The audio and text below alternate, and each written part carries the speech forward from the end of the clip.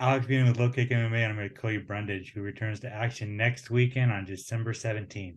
Cody, how are you? I'm great, man. Thanks for having me. Of course, man. Of course. My pleasure.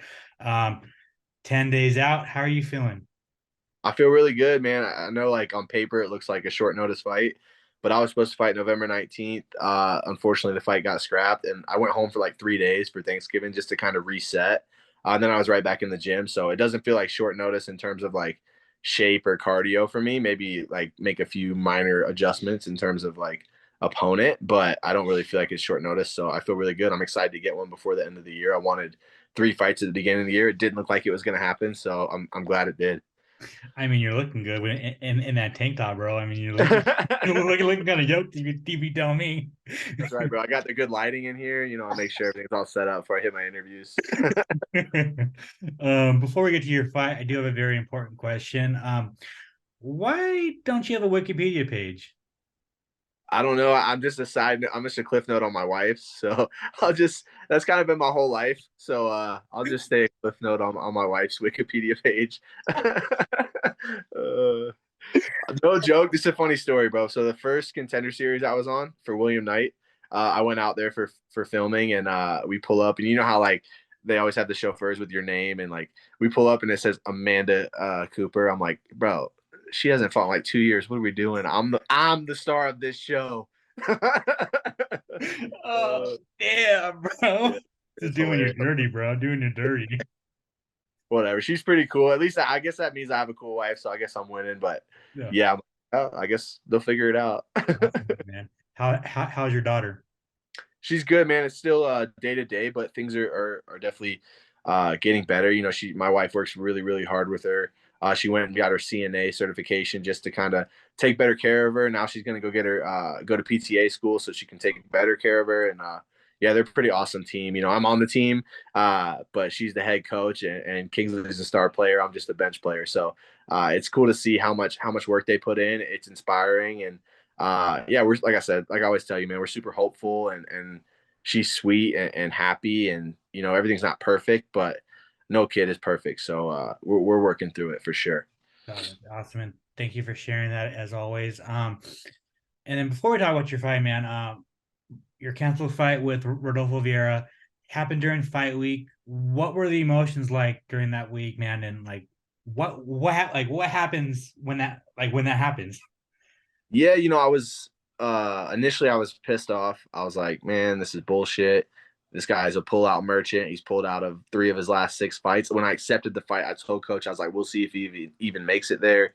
Um, but you don't expect it the week of the fight. I thought maybe he would pull out like 3 weeks prior, and obviously, it's kind of a gut punch to have him pull out. We put in a lot of work, and I felt confident. I felt prepared going into it.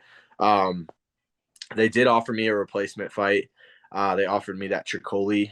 I can't even pronounce his name, but then they rebooked him for OSP. But I just said no. I felt like going from a 5'11" grapple heavy orthodox striker to a 6'6" southpaw with an 84-inch reach. It just wasn't smart on 4 days' notice. I would have done. I didn't necessarily think it was a bad matchup opponent wise. I just felt like on 4 days' notice, it wasn't smart for my career. And I got a lot of momentum, and I'm not trying to ruin that over my ego. And coach kind of backed me up, or didn't back me up. Coach was like, "Hey, I don't like it, but if you want it, we'll do it." And he's like, "How are you financially?" and that sort of thing. And I said long ago, man, I was like, I'm never gonna take a fight because of finances. Obviously finances are tough, but I'm not. I don't know. I feel like the worst decisions I see people make are like, I have to fight this guy because I need money, and that's just not a situation I ever want to be in, and it's not a situation I'll ever put myself in because I think it's dangerous, and I think you set yourself up for long-term failure when you do things like that. So I said no, unfortunately, and then I was pretty depressed and sad. But then they told me, February, and I was like, well, I don't really have time to be sad about this. I work with Micah. He's the UFC psychologist. So I kind of just talking to him and going over some kind of strategies to kind of pull myself out of the hole a little bit. And yeah, I'm pumped and back in the training room. And then coach is like, okay, hey, we got this opportunity. Do you like it? I was familiar with the guy because he fought Dustin. I cornered Dustin for that fight. And yeah, I just like the matchup. I know it's crazy. You try not to pay attention to like social media or things like that, but everyone's like, Cody's gonna get his ass beat. He sucks. Blah blah blah. It's like I'm the biggest underdog I've ever been in my career, and I'm like, man, I just feel like I bring things to the table that are have shown to be problems for this guy, and I like the things that he does well. He does very well. He's very durable. He has great forward pressure. He has power. But the things he doesn't do very well, I do very well. So to me, I was like, I think it's a great matchup. I'm in shape. And I'm ready to fight. And I wanted one more for the end of the year, so it works out. Yeah, man, it's awesome. I'm glad you got it. When so when you get when you get the news, like, were you already in Vegas when you got the news that you weren't fighting? Yeah, fortunately, I was not. Oh, We leave okay. on Tuesday. They called me Monday morning. I was actually at practice. They called me Monday morning. I missed the call. They're like, "Hey, call us back when you get a minute." I'm like, "Oh shit, this ain't good." They want me to call them on a Monday. That's the problem. So, yeah, they let me know it was off, and then I guess the rest of Monday they were trying to make something happen. I said no to that one guy, and then they're like, "All right, well, we'll see you in February." I'm like, "All right, sounds good, I guess." Shit. Yeah, so maybe you might have let him down, but then you get him good with this short notice, right? So it's kind of like bounces it out. Yeah, for sure. You always worry about that a little bit. I don't want to piss anybody off, but I got to do what's best for me and my family. And um, I'm not like you get this rap. I think sometimes if you like, you should say yes to every fight that comes across the table, or else you're a bitch. And I'm like, it's not that. Like, you got to be smart. It is your career. You have to make smart decisions. And I'm not afraid of tough fights. I think Hodolfo's a tough fight. I think Michael's a tough fight. Dolce is a tough fight. All these guys, there's a reason I've never been a favorite in the UFC, and it's because I take tough fights. Like, so I don't shy away from challenges. I don't shy away from fights that people think I can't win. It just, that wasn't a smart decision. So I was like, I'm not going to take that fight on 4 days' notice. Hopefully they understand that. And because here's the other deal, you don't really do. There's no favors. There's no real favors in the UFC. There's not. No, I love working for the UFC. I'm not shitting on them, but there's not favors, right? Like, I watched it, and I'm fortunate. I got to see it with my wife.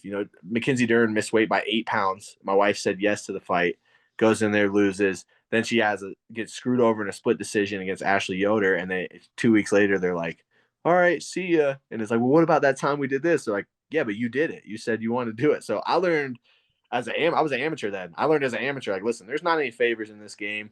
You got to look out for yourself and do what's right for yourself. And if you can help them out, absolutely do it. Like taking this fight on short notice, I'm helping them out. I took a fight on 48 hours notice against Nick Maximov. I'm helping them out. I'm not afraid to take short notice fights. I'm always ready. My weight is always good, and I'll take tough fights, but it's got to make sense for me as well. And fortunately, this one did.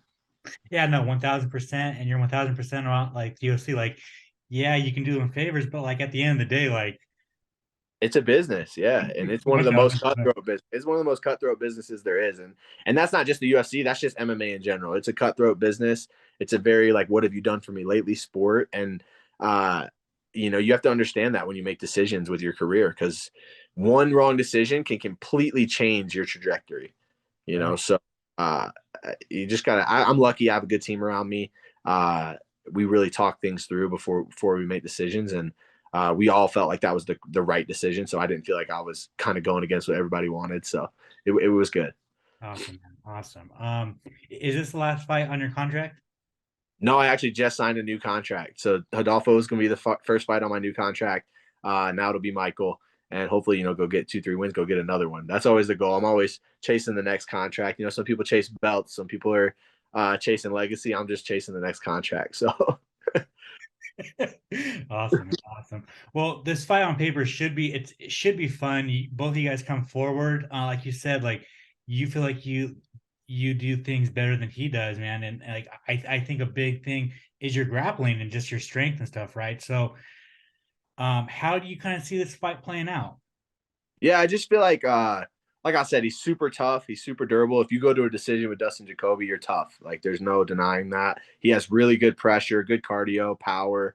I just think he's not crazy dynamic, right? Like, he's not going to kick you. He's not going to clinch with you. He's definitely not going to wrestle you.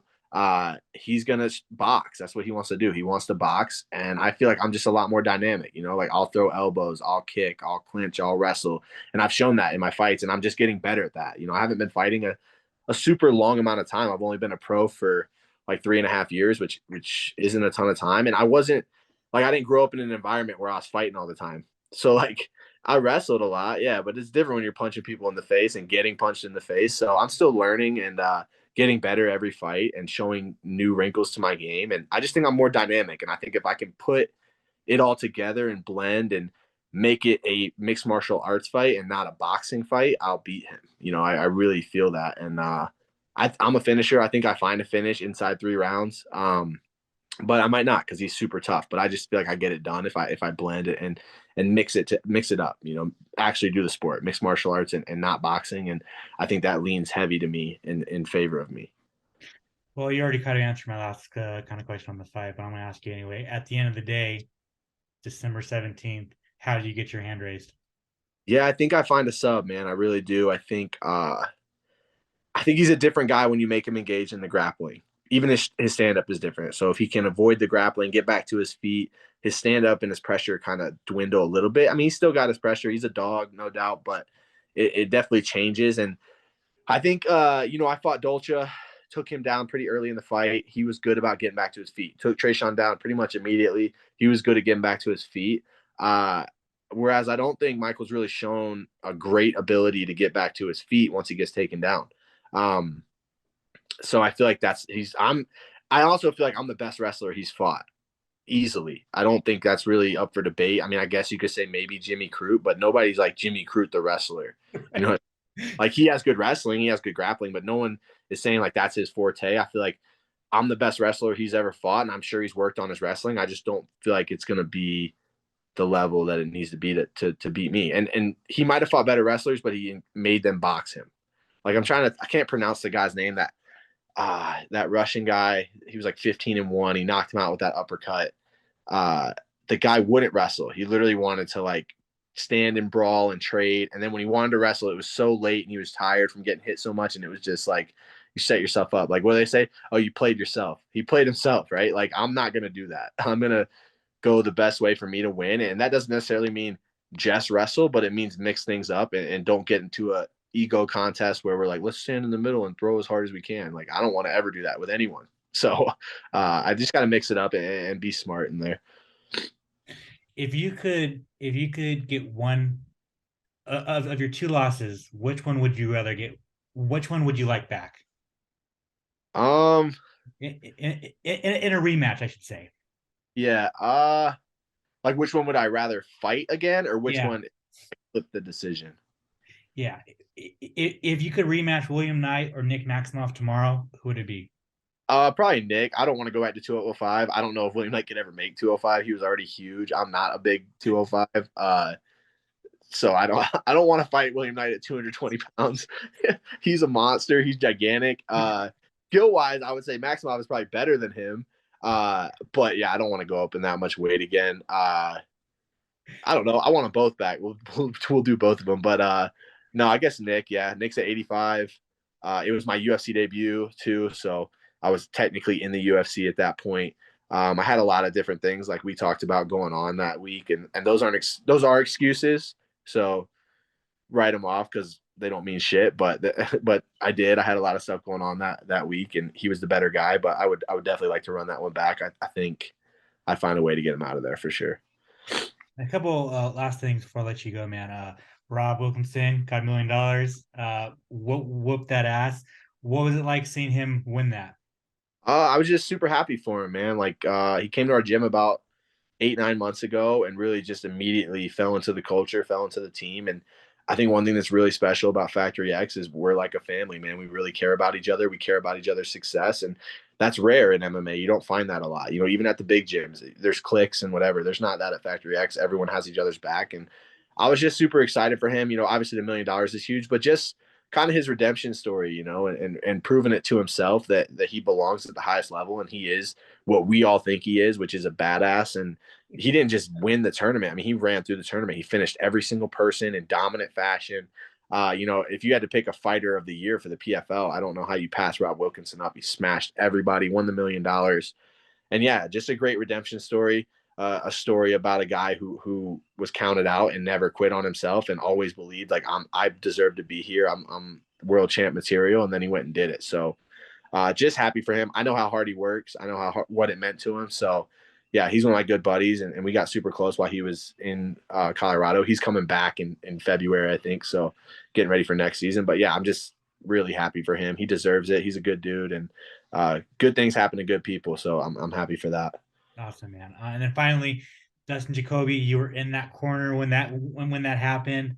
Um, MMA judges are dog shit. What did you tell him after the fight?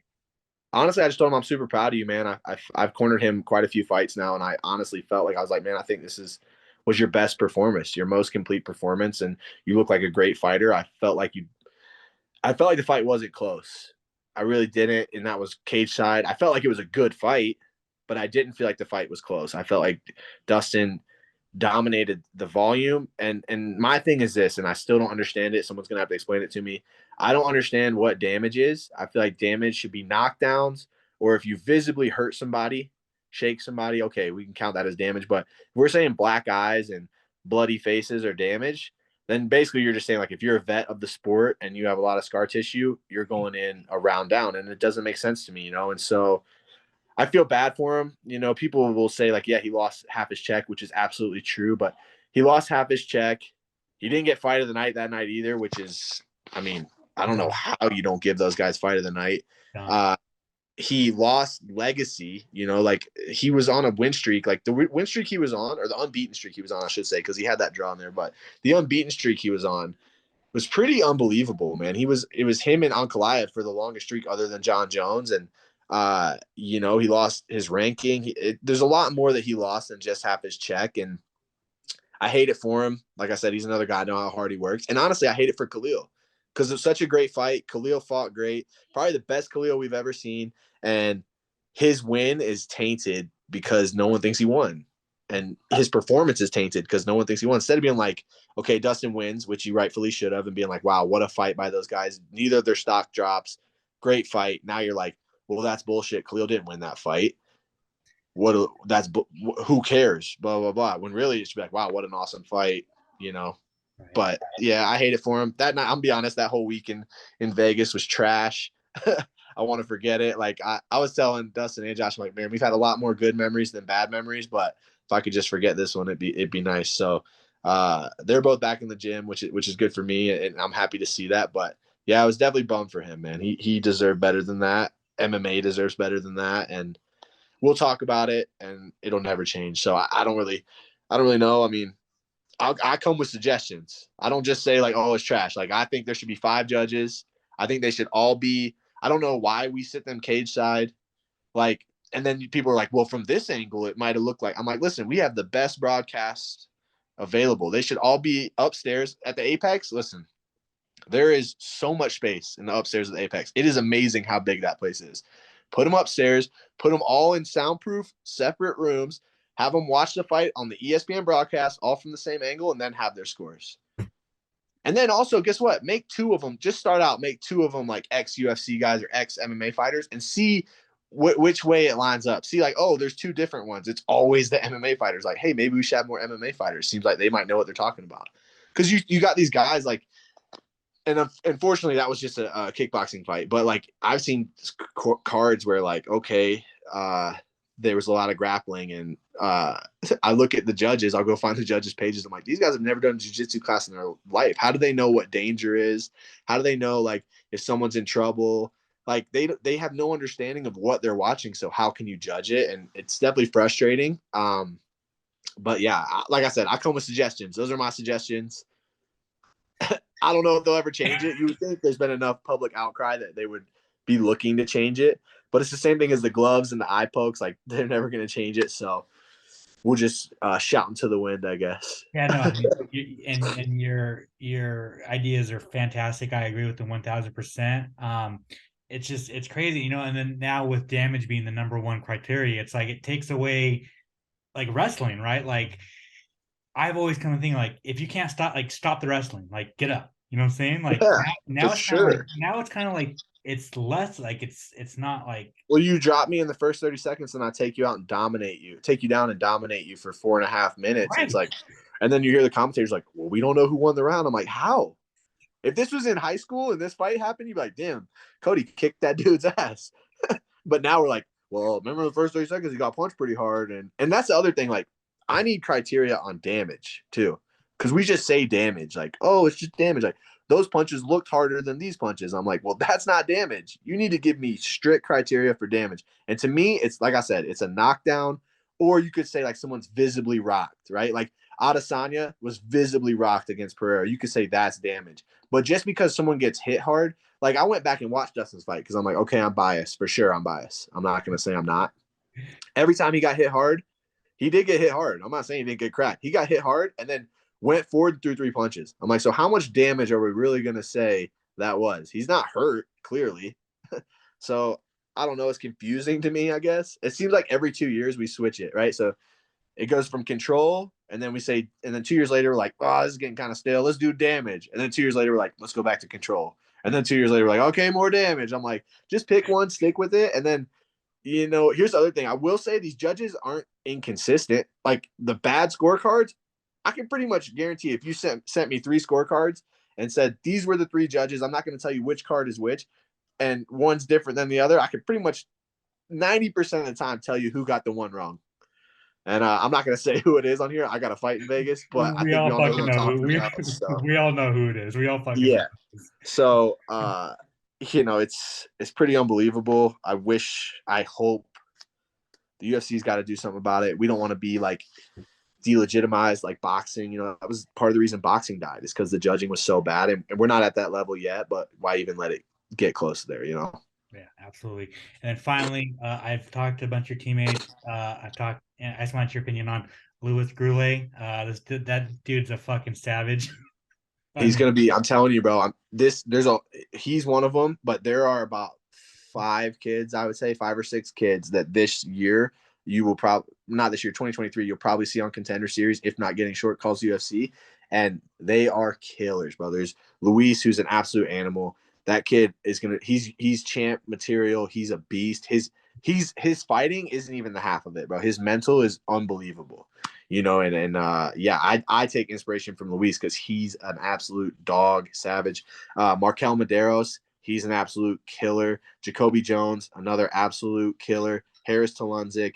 And there's a bunch of young guys on our team that they've just been kind of getting their fights in, and they're all going to make it to the UFC probably this year or early next year. 2023 or early 2024. And I'm telling you, man, Factory X is blowing up. Like, people are going to start realizing, like, we had a really good year this last year, but the one thing that permeates our lineup is youth. We have a ton of youth. And I mean, Dustin's the oldest guy on our team. Dustin and Anthony, they're both 34. That's wild. Yeah. Like, I'm one of the older guys on the team. I'm 28. Like, it's unbelievable. So I think Factory X is just going to keep blowing up. We got some big things coming up, and I'm excited for our gym. I'm excited for our team. And, you know, in 2018, everybody was talking about Factory X like we were the second coming to Jesus Christ, and then everybody forgot. And now I feel like people are going to realize again, like, hey, this is the spot to be. This team knows what they're doing. And a lot of that's the culture. A lot of that's Mark Montoya. And then a lot of it's just these kids are killers, man. They're putting in a lot of work. So I'm happy to be a part of it. Awesome. Cody, thank you so much for your time, man. I really appreciate it. If you want to plug your social media, plug any sponsors you might have, and if you want to thank anybody, the floor is yours. Yeah, I'm Cody_Brundage_ on Instagram, and then Cody Brundage 185 on Twitter if people want to follow me on there. And then I just want to thank my team, man. I feel like they do so much for me. I'm always gonna say it, man. They support me so much. I'm spoiled. Like, I've never asked coach for a private lesson and him be like, nope, can't do it. You know, he does too much for me, honestly. Dustin does too much for me. All my teammates, like, no is not something I'm used to hearing. No is not something that happens very often in the gym. And that's just a testament to how good the culture is there and how much we really want each other to succeed. So just shout out to them. Shout out to Iridium.